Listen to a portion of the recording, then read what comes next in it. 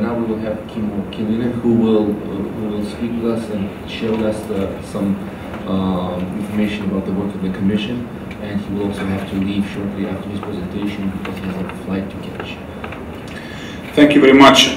First, I want to congratulate and thank the NGO coalition to organize this event and the subject. It's indeed very important we are here together. Second, I want to thank and say how I can say I was impressed by the speech by the Deputy Speaker of National Parliament of Serbia. It was a very good count in the way that she admitted the problems in Serbia, and I can say clearly that that is the first thing to take responsibility on those issues, and the transparency obviously is the key, and that's why it was very, very valuable contribution from your side also for this discussion. Tells about the honesty and good approach, because that's the only way of solving it. And thirdly, that these are the introductory word for myself. My subject is now Kyrgyzstan. I was heading the Kyrgyzstan Inquiry Commission. The task was to study the events in southern Kyrgyzstan, tragedy in southern Kyrgyzstan, early June last year. And obviously the primary task for this type of inquiries nowadays in the world is really to open, give the facts what happened in order to give the way for improvement of the situation. The transparency was obviously our task too.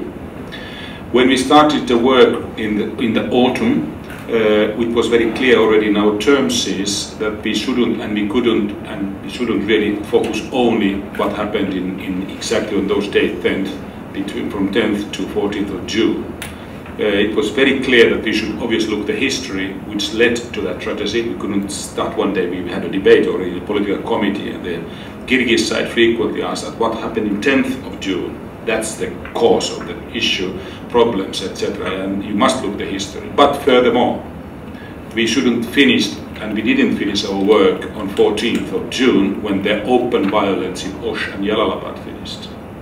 Because the aftermath is as important, and unfortunately, this is the major issue now for us here and for the Commission, and also for Kyrgyzstan authorities, that obviously the whole issue to open the facts on the tragedy is to improve and create basis for reconciliation in the future. But if the future is as it has now been, that when the prosecution, investigation has taken place inside the country in a juridical way, if it's done as it is done today, unfortunately, the heels are not,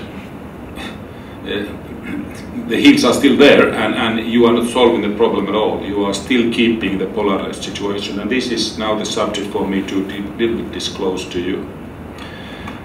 First, if I start with the Commission's work on it's let's put in the background first, very shortly, that you understand. It was an international inquiry commission, first of its type in the former Soviet Union. Typically, as you know today, when you have this type of human rights catastrophes, wherever in the world, human rights are universal rights. Whenever you have those, there is a need nowadays, and there's a community to make a request for an independent inquiry.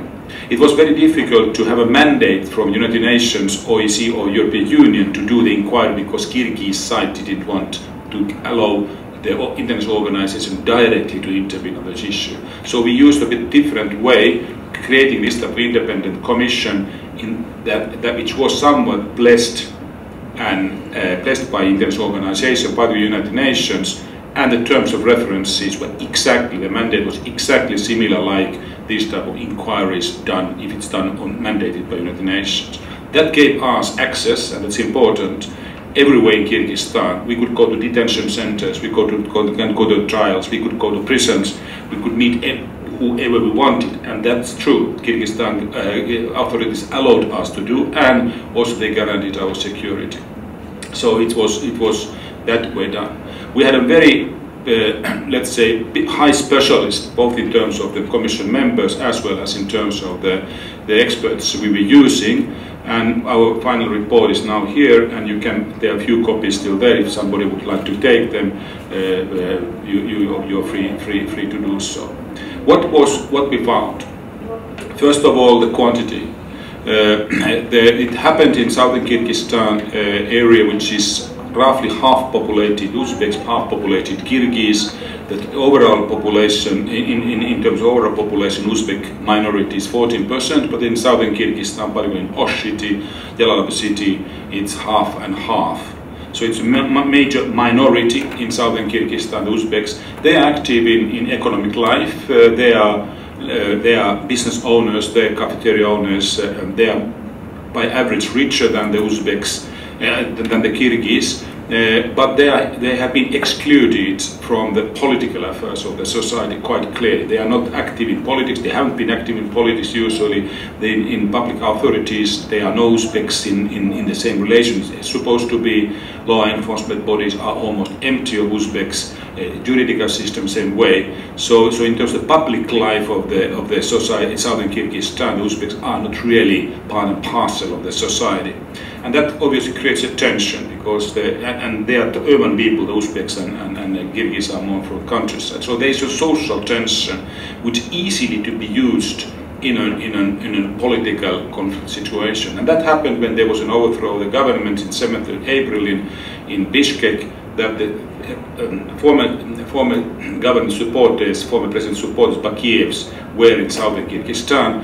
And the interim government in Bishkek tried to get influence more, and they used the Uzbek population also for their interest, and that created tension there. And step by step, accumulated. There were violence already in several incidents of violence in May in Jalalabad, and then the explosion in early June. 20 years ago, there was similar situation where there also were power vacuum in southern Kyrgyzstan and in Kyrgyzstan as a whole after the collapse of the Soviet Union. So that was somewhat repeated.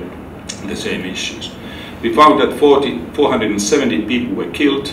Out of those, 74% were Uzbeks. So that was clearly indicative. 24% for Kyrgyz. 90% of the property destroyed were Uzbek-owned properties. So in that way, the relations went in terms of the damages. 300,000 people were displaced, 100,000 went to refuge in Uzbekistan. They were returned back in 2 or 3 weeks, and now they are obviously in Kyrgyzstan. Actually, quite a many, 20,000, 30,000 have left Kyrgyzstan altogether, usually to Russia or Turkey, some Kazakhstan, other places, also Uzbekistan.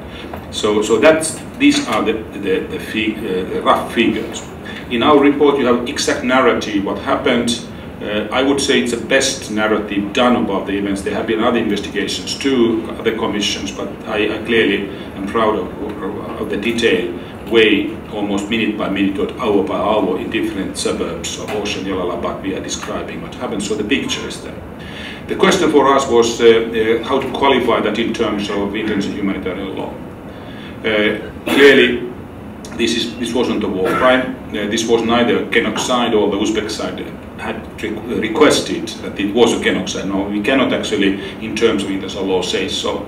But in terms of the human rights law, this was a crime against humanity, particularly events in 11th and 13th of June against Uzbek mahallas in Osh city. There were systematic attacks.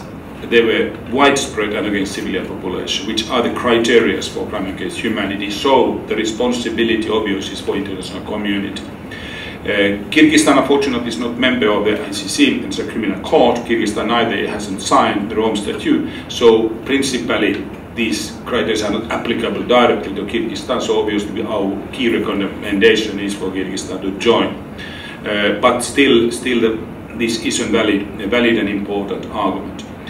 One must remember also we didn't do a criminal investigation. That was very clear from the start that that's not a tribunal, this is not a court.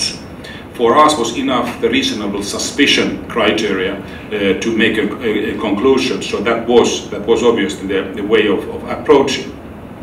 So we didn't do a criminal investigation and we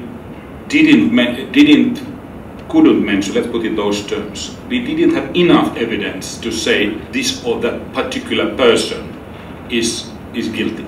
That's not our task. That wasn't our task, and we couldn't clearly go to so far. but it's now up to the task of Kyrgyzstan authorities seriously investigate and prosecute, because crime has been committed. Crime has been committed. Lots of crimes in terms of human rights violations took place during the events, obviously, and now we come to the other question after.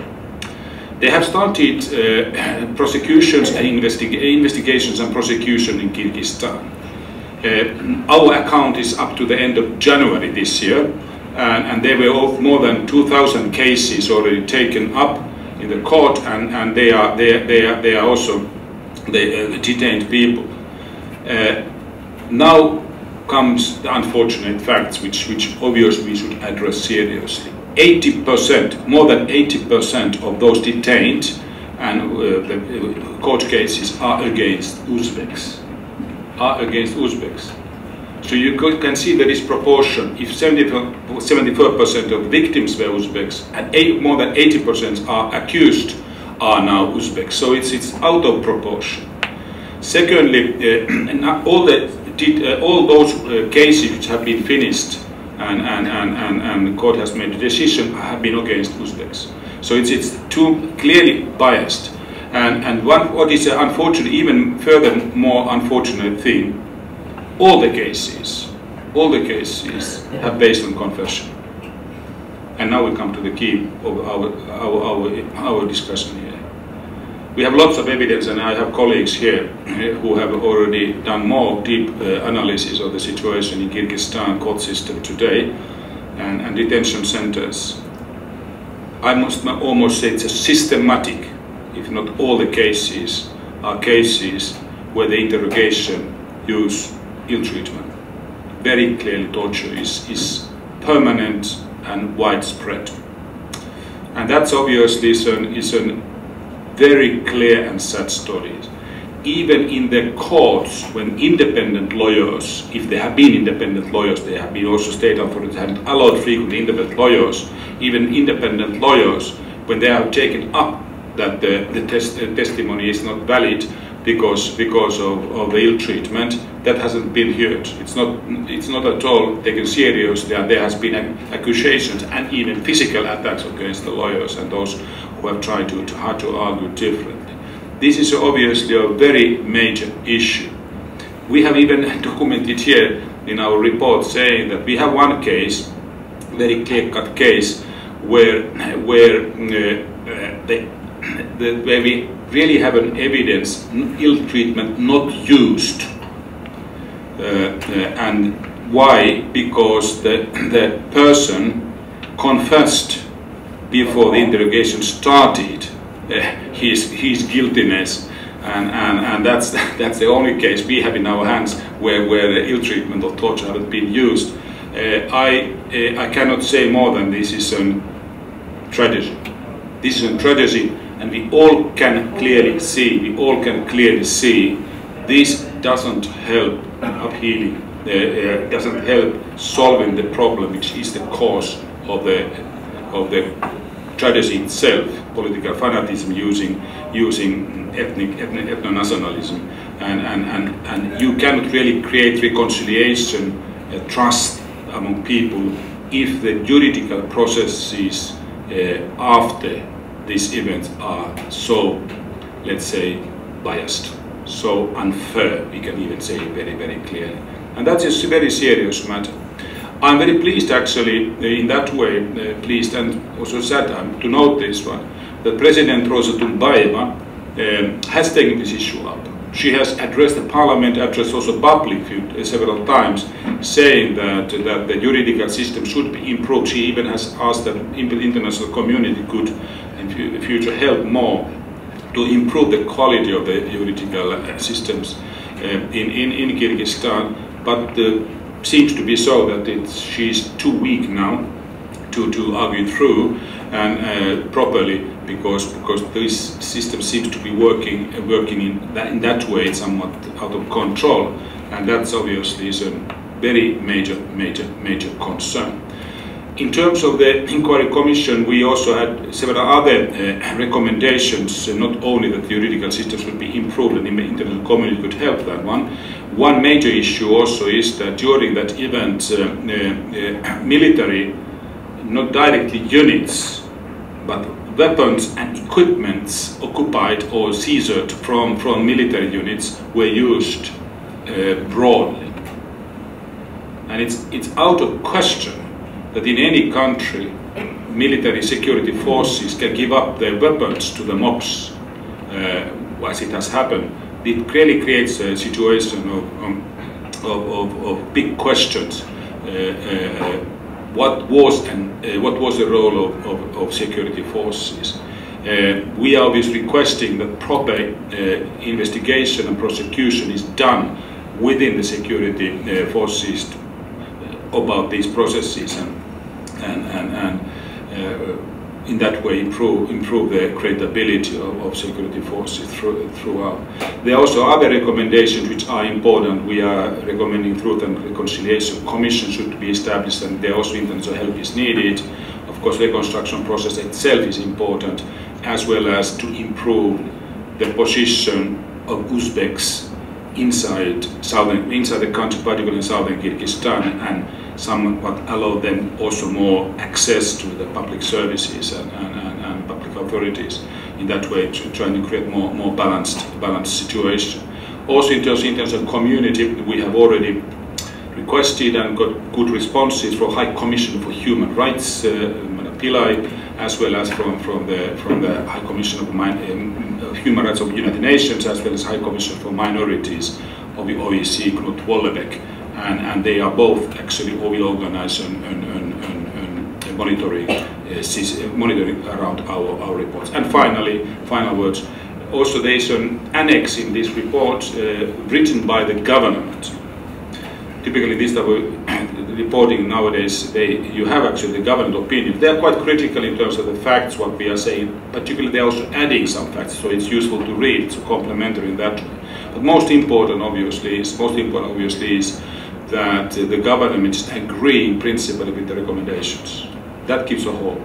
That gives a hope, and they are aiming to establish a special commission in Kyrgyzstan to follow up and monitor the implementation of recommendations. I think that's an encouraging thing, and that is also the basis for international community, including obviously High Commission for Human Rights and High Commission of Minorities, OSCE, to follow. So, Mr. Chairman, thank you very much. I took a bit of time, but thank you very much. Thank you very much for taking your time.